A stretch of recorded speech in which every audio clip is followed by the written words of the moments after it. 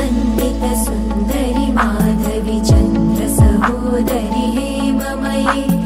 मुनिगणवन्दित मोक्षप्रदायिनि मञ्जुळभाषिणि वेदनुते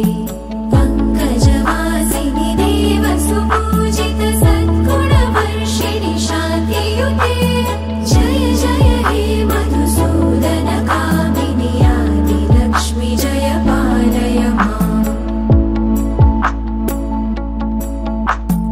ऐकहि कल्मषनाशिनि कामिनि वैदिकरूपिणि वेदमयि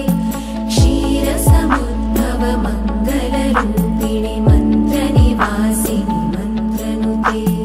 मङ्गलदायिनि अम्बुजवासिनि देवगणाश्रितपादयुते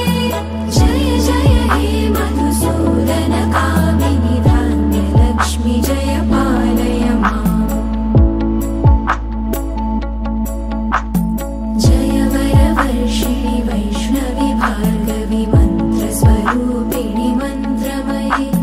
सुरगणपूजित शीघ्रफलप्रद ज्ञानविकासिनि शास्त्रनुते भवभयहारिणि पापविमोचनि साधुजनाश्रितपादयुते जय जय हे मधुसूदन कामिनि धैर्यलक्ष्मि जय पालय माम् जय जय दुर्गतिनाशिनि कामिनि सर्वफलप्रद शास्त्रमयि रथगजदुर्गपदाति समावृत परि